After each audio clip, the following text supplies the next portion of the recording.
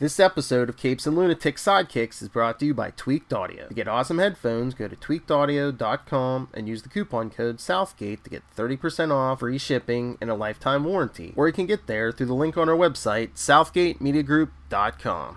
Hey, what's up with all these zombies roaming around? See, now you can't say, what about us? Anyway, welcome back to the Angel Chronicles. I am Phil. Joining me as always is... Hey y'all, it's Old Palfire. Recently resurrected from the disturbed earth. I was going to open the show with, hey, Will, you're going to talk about Kate again, and just had to go, Cries and fangirl. And I'm just, again, it's like they did not give her, they didn't rate the character good, because I was thinking about it as I was watching this episode. I was like, I've enjoyed the actress, you know, in Law and Order and other stuff I've seen her in. She's talented, she has the looks, so I'm like, it has to be the material they were giving her. I'm telling you, David Boreanaz was sitting in the writer's room going, don't make it don't write any good dialogue, don't give her good motivation, I want this chick out of here. Or somebody had it in for poor Elizabeth Rom, because even in her brief stint on BAT, Beauty and the Beast, not the newer incarnation, I was just like, oh yeah, it literally is just Angel. I just hate her and Angel. Oh yeah, she was great in Law and Order and stuff, yeah.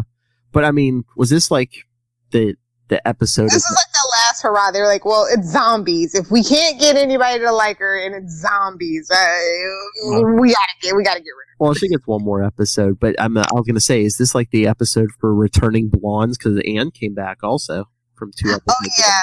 I was like, ooh, 2 blondes for the price of 1. Angel's in trouble. Oh, so, yeah, this is one of those episodes where the A story and the B story weave together and meet in the middle. Oh, yeah. And the name of this episode is Thin Dead Line, and I'm like, cocaine? What? I think they meant the thin blue line there. No, I'm just saying, but I'm just like, I mean, because of Kate's original predilection that they kind of wanted to write for her, that's what kind of probably. Yeah. I was just like, and it's a Kate episode, so spoilers. Like Family Guy says when it's a Meg episode, here's the remote. We wouldn't even blame you. But anyway, yep, it's the 36th episode overall. It's the 14th of season 2. And it was written by Jim Kuth and Sean Ryan. Sean Ryan getting a lot of play in season 2 and directed by Scott McGinnis. So this was like the day before Valentine's Day in 2001. Ooh. I think it might even been Friday the 13th if I'm not mistaken. Was it on Fridays? I thought it was on like earlier in the week. Must have been like whatever it is. It was like yeah. It seems to me, I mean, maybe I'm misremembering. Was it Thursdays? I want to say it was Thursdays or Mondays, one of the two. For some reason, I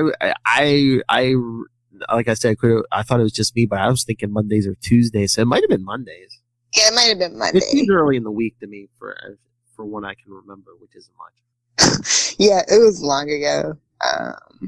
Yeah, I'm pretty sure it was like beginning of the week thing, unless they changed it later on. It was a Tuesday. Okay. Yeah, early in the week. Anyway, back to this ridiculousness of an episode. Now, this is just like one of those weird episodes because it's like zombies. Police zombies. Zombies. And zombies.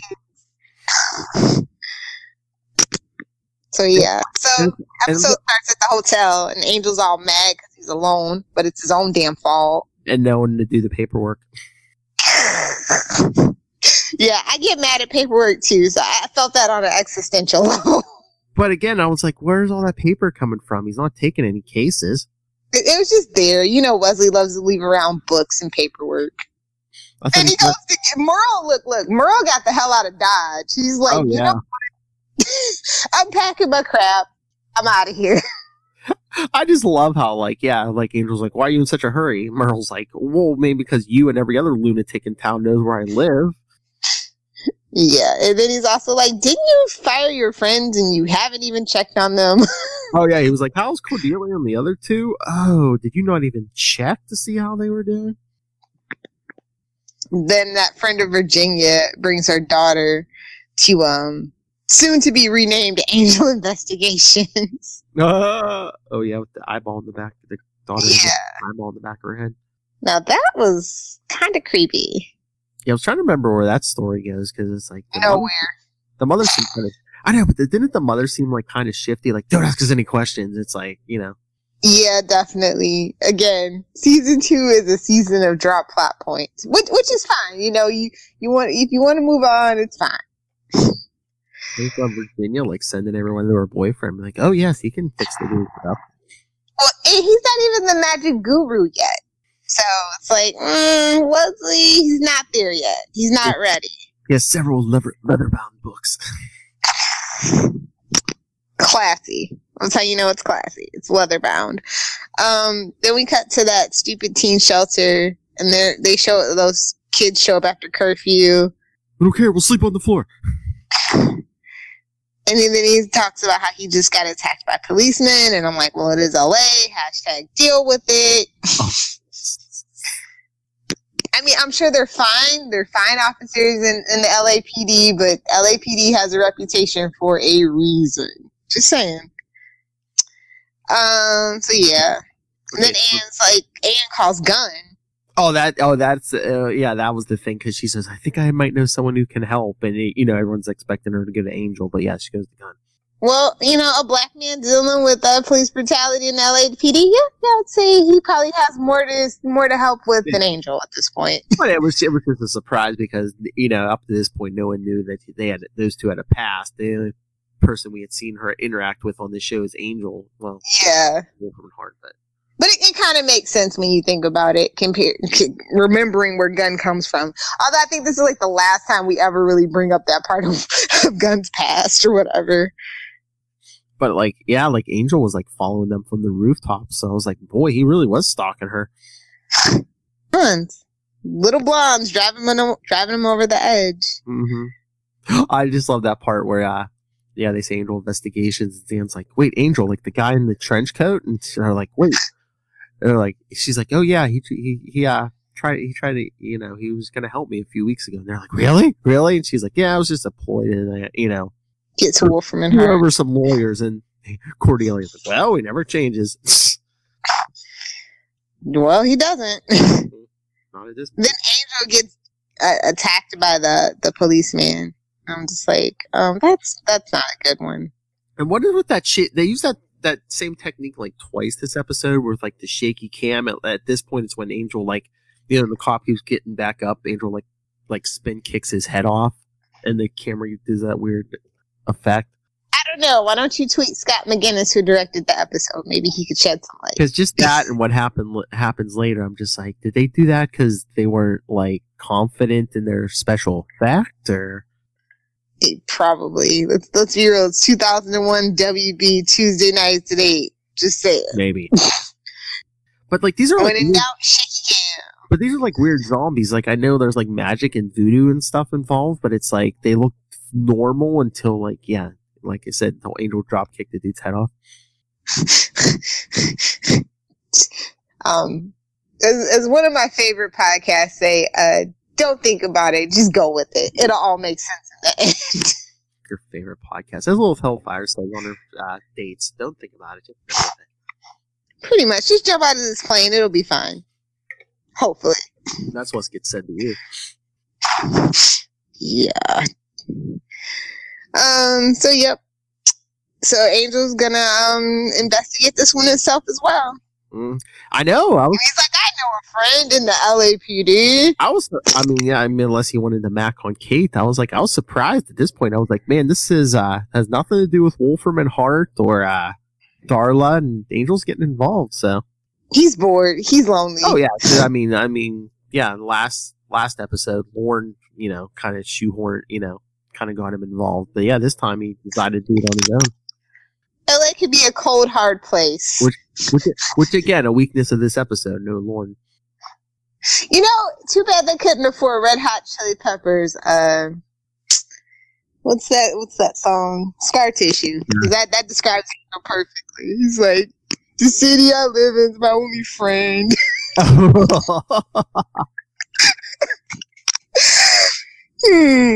Anyway, then Cordelia's ranting to Gunn about, his dangerous decisions, about his old crew. And I'm just like, Cordy, you're a white girl. Shut up.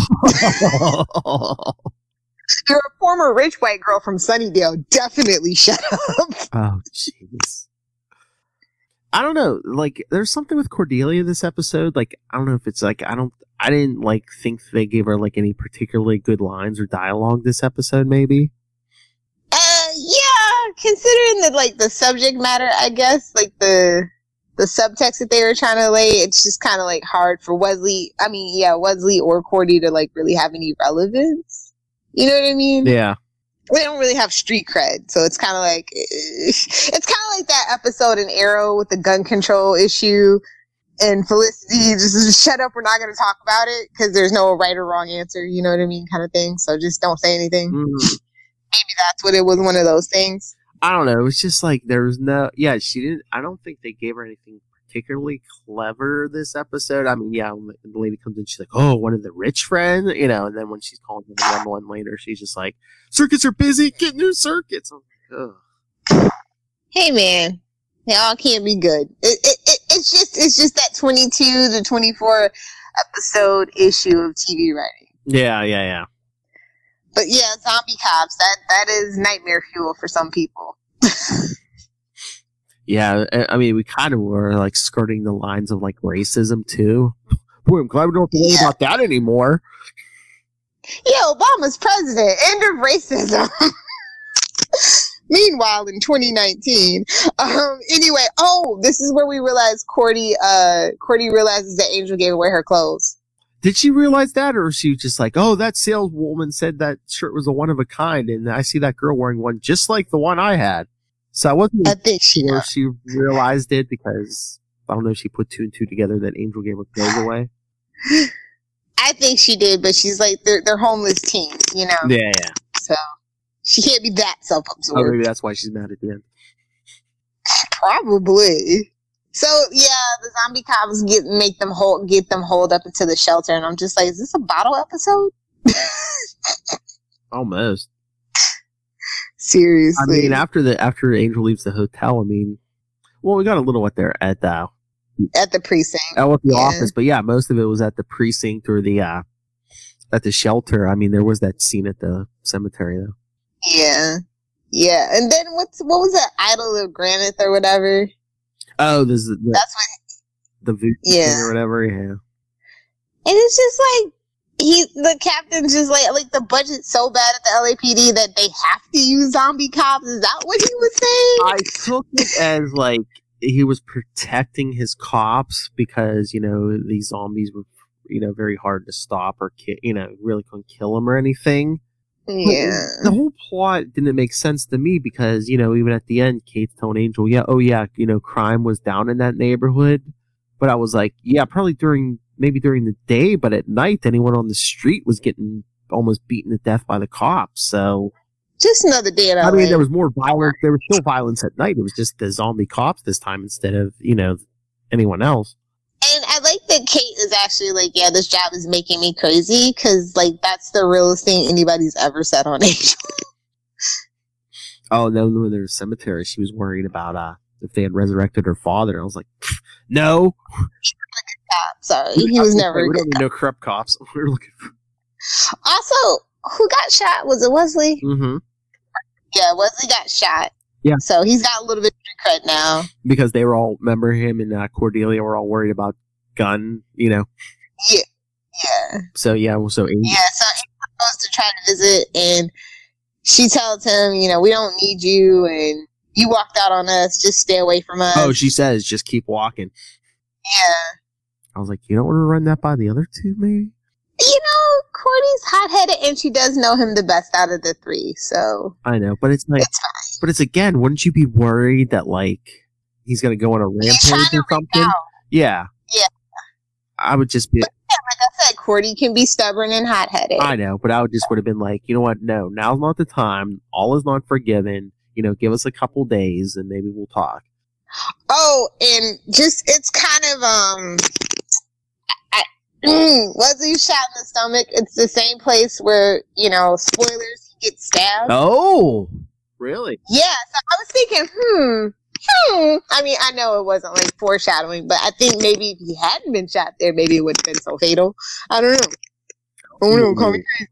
Yeah, all that trauma into the stomach. Yeah. Yep. Oh. But we do follow up on Stephanie Sharp's extra eye in the next 2 episodes. We do, actually, now that I think about it. I was going to say, I couldn't remember much about it, but I thought they followed up on that before the end of the season. Yeah. And we won't see Anne until the end of the series. Yeah. Oh, also, like we talked about, it's revealed that Gunn and Anne had met off screen when Anne was in LA. So, yeah. Whew. This episode was, I don't know. It wasn't very well balanced, I think, is what it kind of boils down to for me. Yeah, no, it's just weird because you've had those 2 separate tracks for how many episodes, and then they tried to weave everything almost back together this episode. Yeah. And we get a Jeffersons reference, and I was just like, this is how you know, no offense, #, writer's room so white. I was going to say. Can't find any other black reference than the Jeffersons. I know, because the dude said there's something in the gun about moving on up. I was like, wait. He's like, deluxe apartment in this. I was like, wow. It is 2001, homie. Wow. I know. I was like, wait a minute. Did he just call him George Jefferson? And I was like, wait a minute. Was that an insult in 2000? What? May Sherman Hemsley rest in peace. I love that man. He was the bestest. Oh, I mean, if that writer's room was any whiter, I mean, that line would have been like, yo, homie, you so whack, you forgot about us, G. Seriously. I was just like, oof, rough.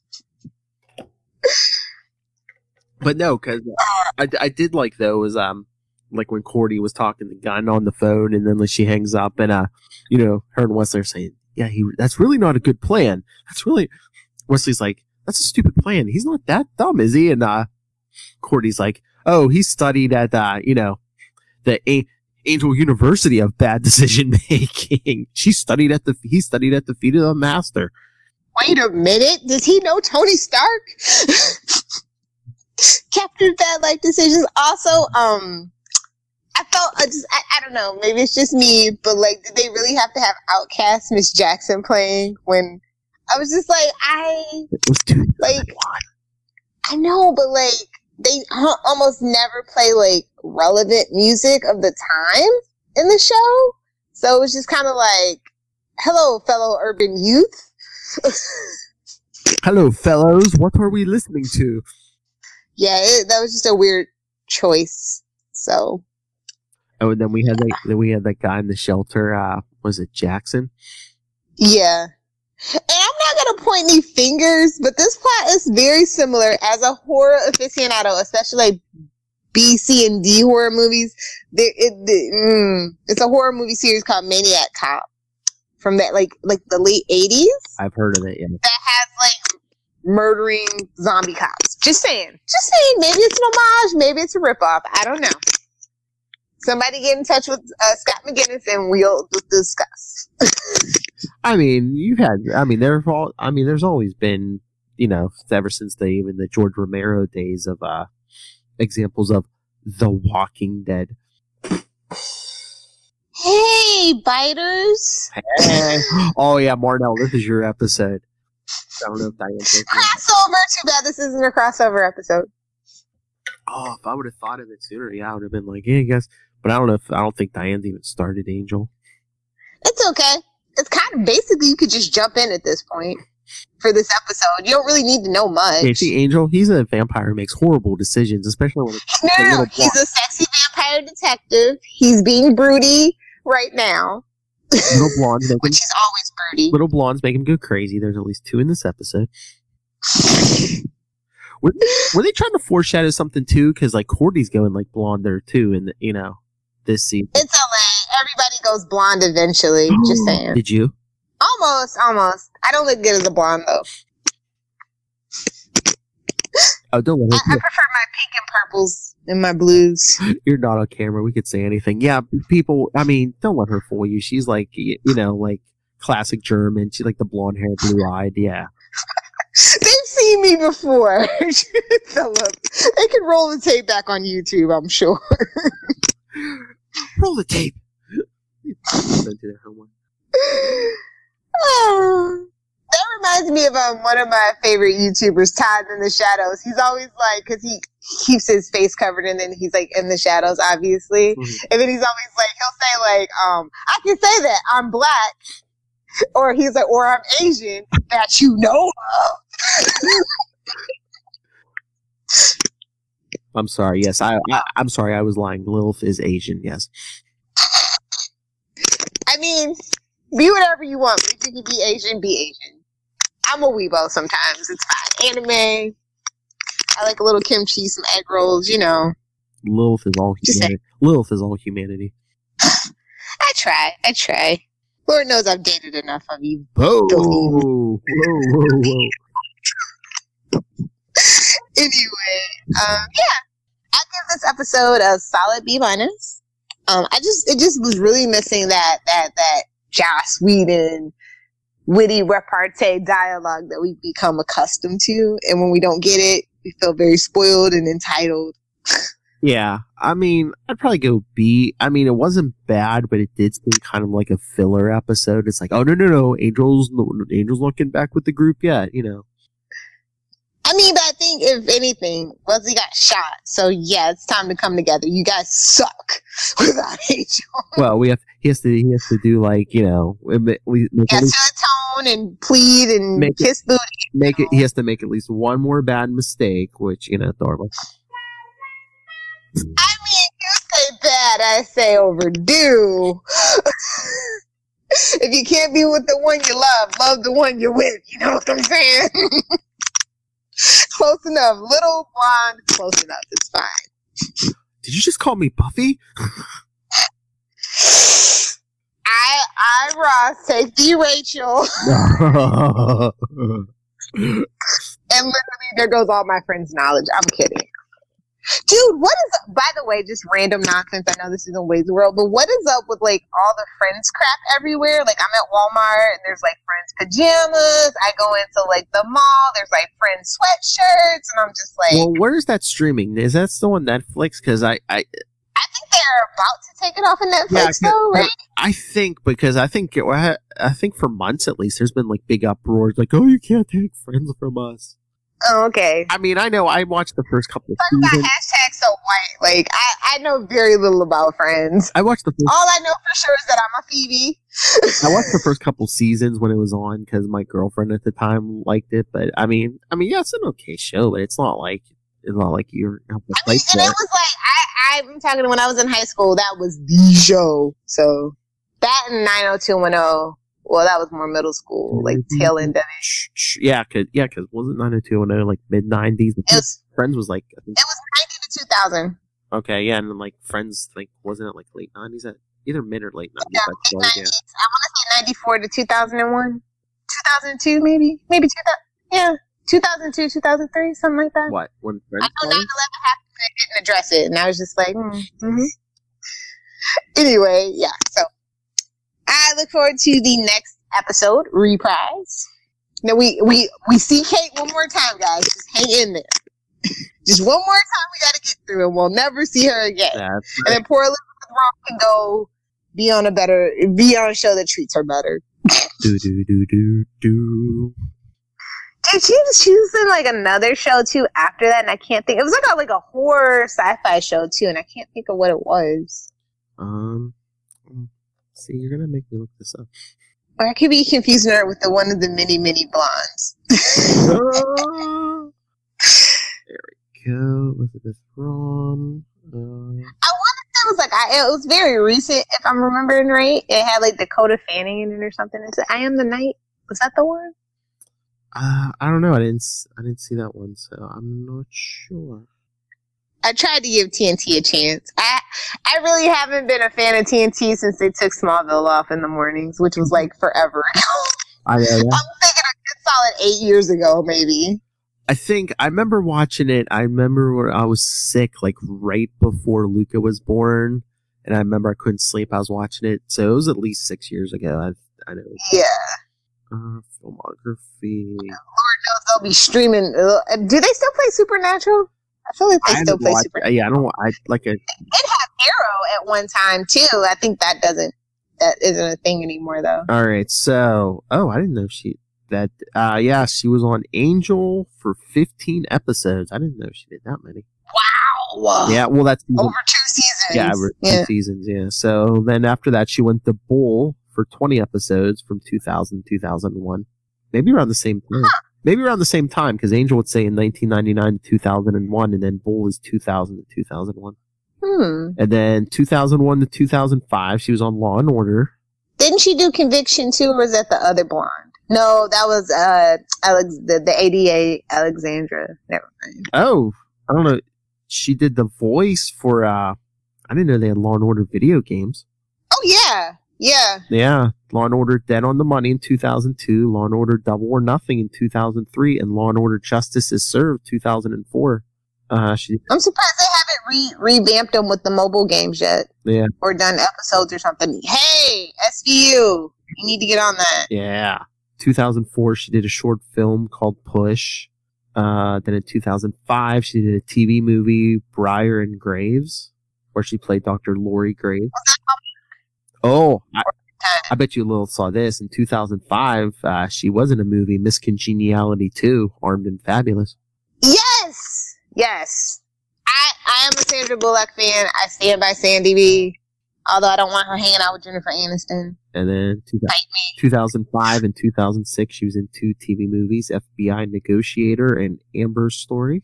There's a bunch of couple, Oh, how did you forget? 2009 to 2010, she was in 8 episodes of Heroes. I don't remember that. Lauren Gilmore. Oh my God, Ricky, if you're listening, just shame me. Shame me. Lauren Gilmore, portrayed by Elizabeth Rahm, is a CIA agent who previously worked as Noah Bennett's closest co-worker. Oh yeah, for the company. Right. So Elizabeth Rahm's been in your life a lot. And yet they couldn't treat her right on Angel, which it just wasn't meant to be. She had other things to do, other places to be. It's just like how Stephen Amell tried out for Hellcats, and Tom Welling was like, "Nah, son, you got a bigger destiny." She did a guest appearance on CSI Miami in 2012. Wait, CSI Miami was still on in 2012? So, 2012, 2013, she did 14 episodes, recurring role on The Client List. Oh, yes. That's the one with Jennifer Love Hewitt. Ooh, I know. I didn't watch it. Have you ever seen that one? No. It's based on a book, which then they made a TV movie on Lifetime, and they turned that TV movie into a show, but I think it only lasted 1 season. Yeah, I saw the previews and stuff. I've been meaning to get to that. Oh my God, I just got done watching Time of Your Life, which is the Party of Five spinoff with Jennifer Love Hewitt, where she goes looking for her family in New York. I was like, this is so 2000s. In the year 2000, it hurts. Oh my Lord. Again, you should be up on this. 2014, she was in 4 episodes of Beauty and the Beast. Yeah, that's the one. Yeah, BATV. Yeah, I remember that one. FBI Special Agent Dana Landon. She's always playing a law enforcement. Poor Elizabeth Rahm is typecast. Kind of like Jesse Martin from over on The Flash. 2017 to 2019, she did 6 episodes of Jane the Virgin. Oh, that's weird. Oh, that's the CW. Mm-hmm. That's weird. 2018, she must have did one episode of the new Magnum PI. Huh. I could have sworn she was on some creepy show. Like I said, must have been one of those other blondes. I don't know if this is a movie or TV show. Wait, there's a new Magnum PI? Yeah, I didn't know if it was still on or not, but yeah, CBS has I knew they had a new and it's a new MacGyver too, right? Yeah. You know who's playing the new MacGyver, right? Who? It's that dude from the X-Men movies who played Alex Summers. Shut the front door. Yeah. Wow. Yeah, it's him. Wow. I only watched one. I saw it once, but yeah, it's him. It hasn't been on for like 2 or 3 seasons now, I swear. I think at least, yeah. But Ugh. I think we had like Channel 2 on the one night. What was it, a Friday or Saturday night? And it just came on. And I was like, oh, hey, that's that dude from the movie. Well, they can't hurt him anymore. Disney has him. Fox can't hurt him anymore. It's fine. Don't get me started on these movie studios, little fella. Oh, I know. Saturday we will have a lot to say. So please tune in to Kate. and Mr. Charles Esser. 119, I believe. Yes. 119, yes. So, hashtag Petty Phil. Please make it a thing. I'm glad you said it correctly, Lo. Anyway, let's hit them with some shameless plugs and get out of here for the night. Oh, okay. Since after the filmography of Miss Elizabeth Rom, who we would still be happy to talk. Yeah, we still like you. We just wish Kate was better. We just wish they gave you better. You're a great actress, so we just wish they would have given you better content. All right. So, if you want to, episode 14, man, this season is flying by. It is.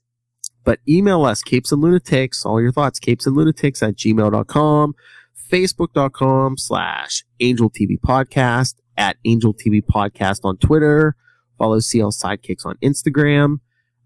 Check out, it's been resurrected from the dead, work in progress, capesandlunatics.org.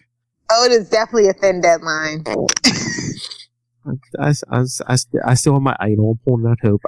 Go subscribe to the Capes and Lunatics YouTube channel and our weekly newsletter, capesandlunatics.home.blog.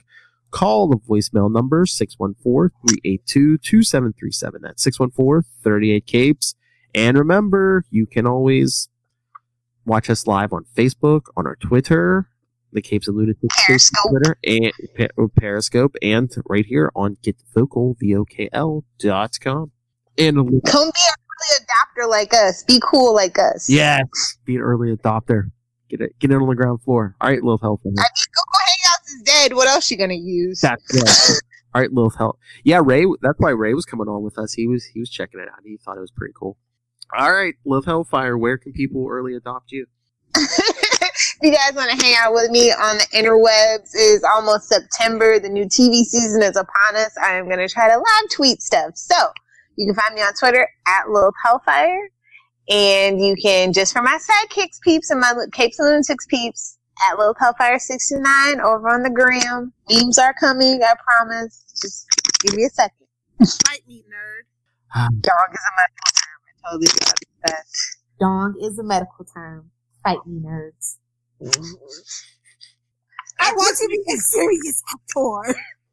Oh, I'm not Charlie. I'm not Charles. Not quite soft and not quite hard. Cold, hard, wet nipples? Let me know. You just call your shots out now, Babe Ruth.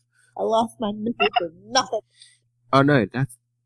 Oh yeah, there's another nipple one, isn't there? Cold, wet, hard nipples? Yeah. Bring me the actor of Gary. You get a vibrating hand and you get a vibrating hand. Anyway, let's get out of here. We walked in. We're just gonna keep walking. All right, so join us back here next time. Getting close to the team reconciling and those last couple episodes of the season, which are cool. And something else getting reconciled. Hell. What? And something else getting reconciled. A libido or two. Oh, so we're gonna get some people reconnected, literally. All right, everyone. So join us next time. And don't forget to help the helpless. Which is us.